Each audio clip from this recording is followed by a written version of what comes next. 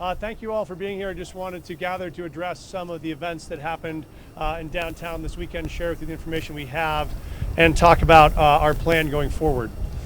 Obviously, we are heartbroken for the victims of the stabbings this past weekend. And we know this is an isolated, exceedingly rare incident, and the suspect is now in custody. We are grateful for the incredible police work done by our District 6 team and our police department. They were on site immediately at the event Sunday night. They actually were there before there was even a 911 call to make sure and respond and bring that suspect into custody.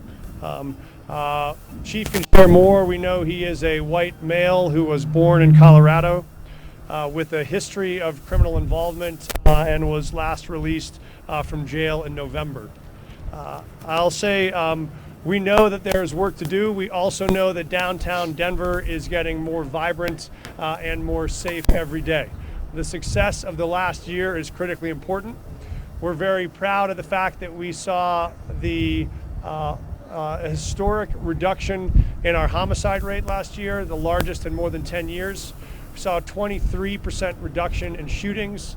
We've seen here in downtown a 55% decline in drug-related offenses. And so we see that all of those are heading in the right direction. And yet we also know that no amount of crime is acceptable, and we will keep pushing to make improvements every day. We also know that the safest city is an activated city.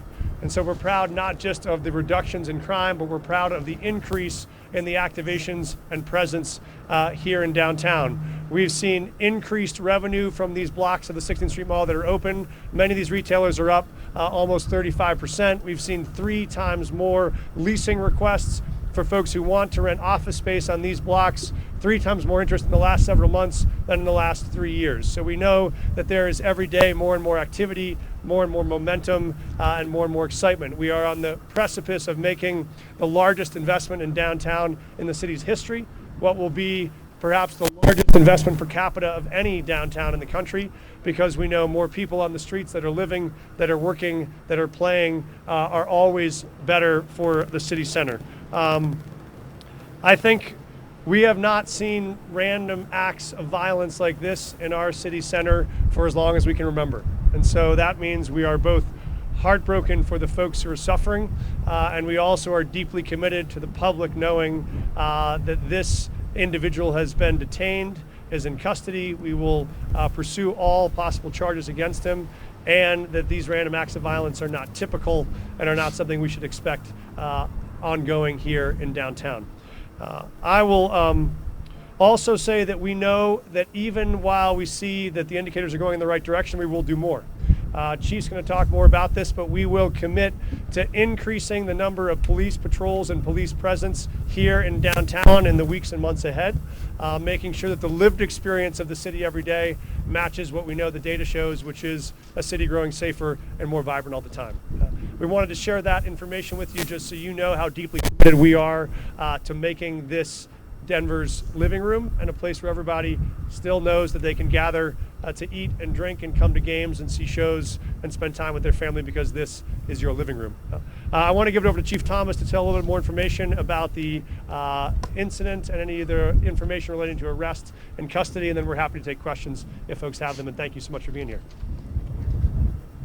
Thank you, Mayor. I want to begin by again offering our condolences for the family and loved ones for those that were affected by this violent crime.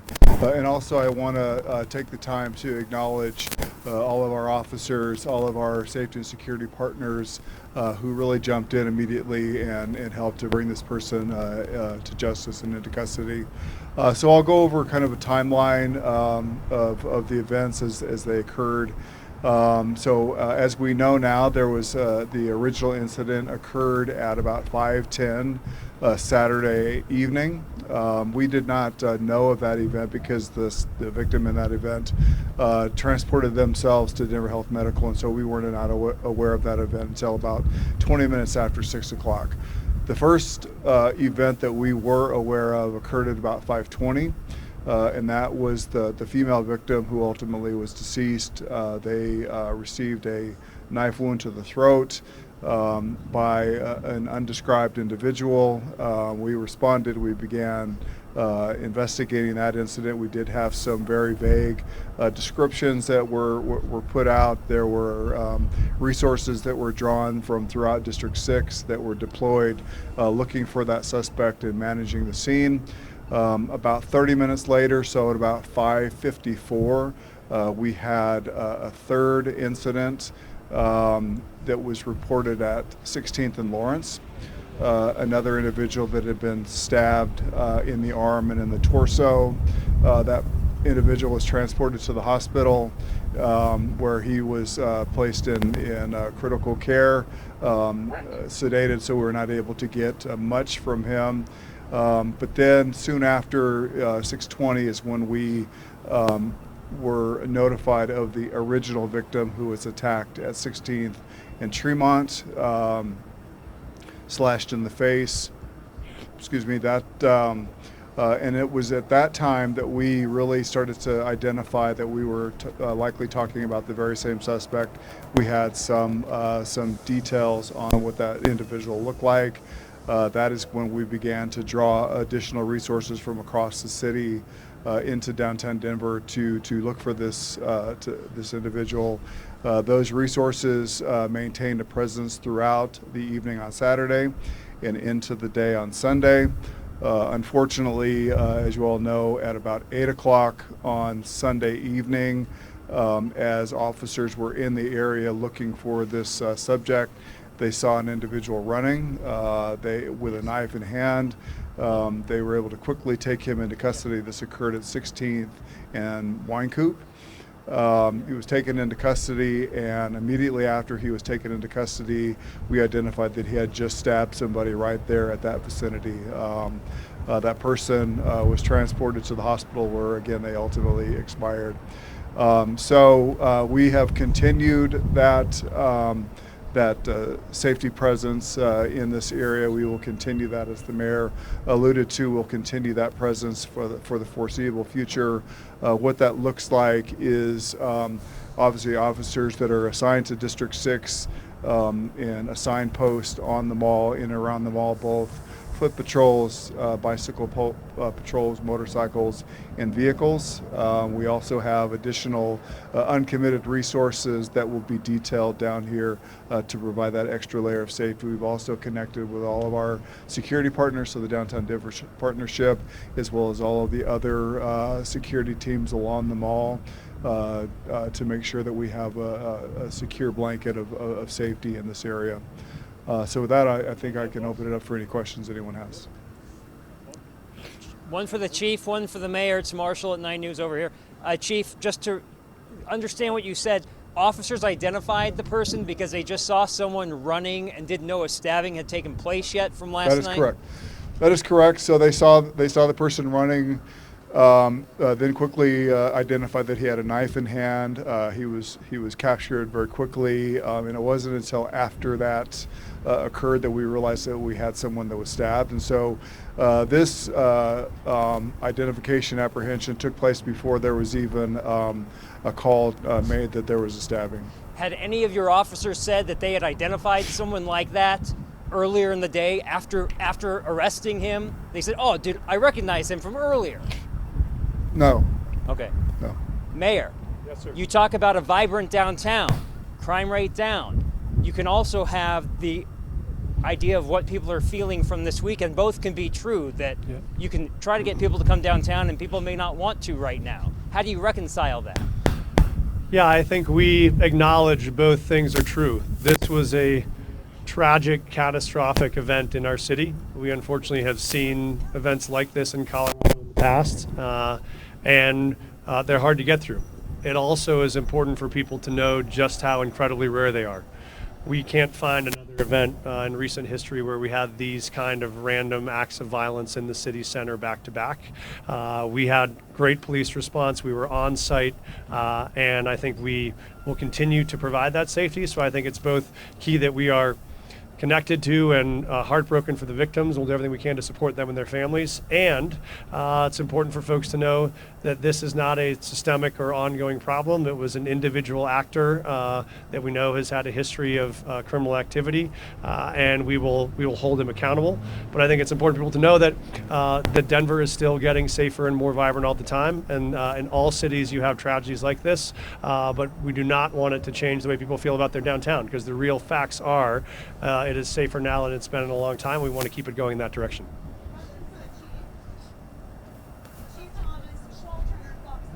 Yes.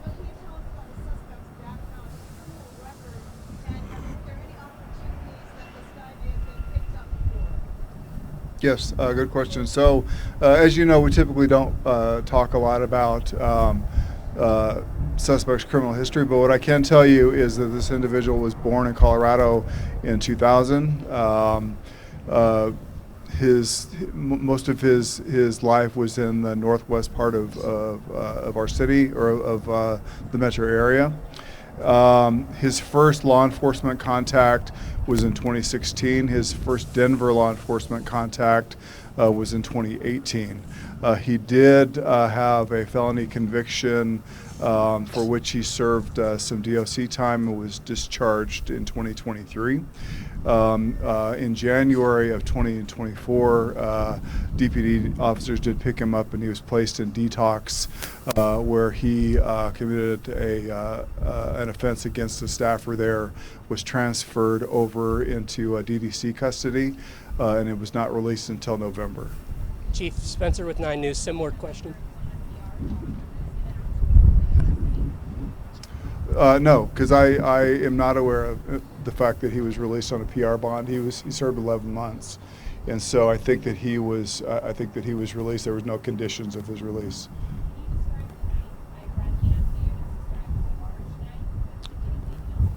Yeah, I think it's a large butcher-style knife. Yeah, I saw you at the parade, you fucking coward bear. This is your fault! Crime-loving Democrats are burning this city down! The city's burning! People are being butchered! I'm sorry, Khalil, can you repeat the question? There is nothing that we are aware of as it relates to his mental health history now. Chief, it's my understanding that the suspect was part of the Bridges program. Does the police department know where he's been since he was released from jail in November? No, we don't. We've had no contact with him since his release in November. Okay. And then when we spoke last night, you expressed concern that this guy was still out there and Yes. that you guys hadn't located him. Do you know where he was? We do not. You know, as you know, there was a number of camera views that we were able to look at, and so we did see him throughout the downtown area on Saturday. We do not know where he went from Saturday into Sunday. We do not know where he came from when he approached that final victim. Did you have a feeling that this might be coming again? No, I actually don't think it's safe to say that he is on our radar. I mean, certainly has had law enforcement contacts in the metro area, but not someone that has a violent history, not someone that we would have been watchful for, certainly. So what comes next is certainly, as we talked about, we will continue that additional presence in the downtown area, and I would just, again, offer a caution to folks that are downtown, folks that still may be concerned about coming downtown for events. That I do believe that it is safe down here. I think the numbers speak for themselves as to the work that's been done down here to create such a safe environment down here. Certainly, I think it's always best to be accompanied when you're downtown and to be aware of your surroundings. So I think that's always a good practice, but I do think that this is a safe place to be.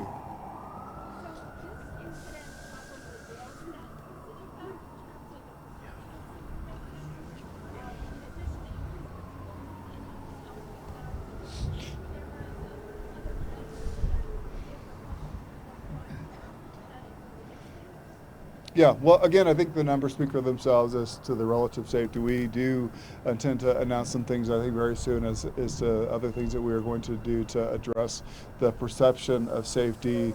There are a significant amount of cameras that are in the downtown area and actually throughout the city that we're able to monitor things that are happening. We have a real-time crime center with staff that can monitor cameras. And even particularly the cameras that are on the mall. Our District 6 officers have access to those cameras and have had that access to those cameras as we've had this construction on the mall.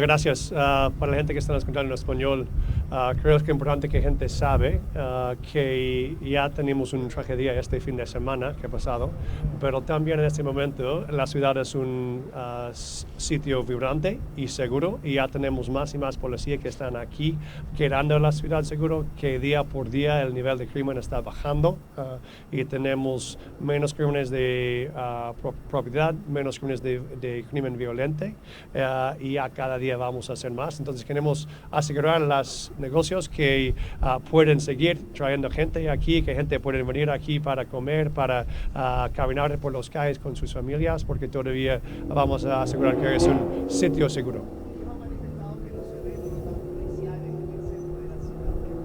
No te puedo oír.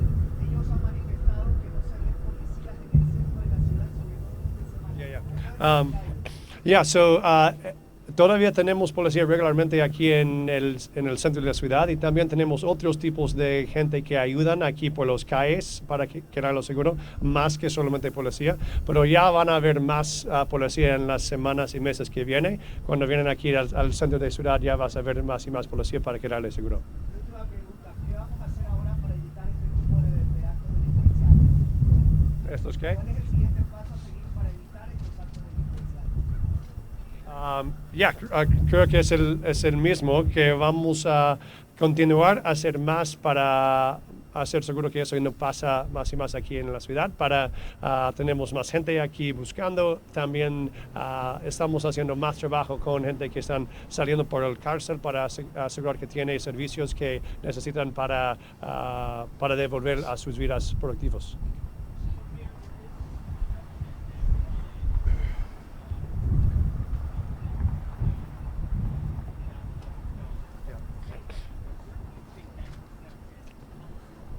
Yeah, I think there is a question of the difference between perception and reality, and that is part of what we have to address. I have folks who say, I don't like to come downtown, I don't feel safe. And I say, really, when did you come downtown last? And they say, 2021.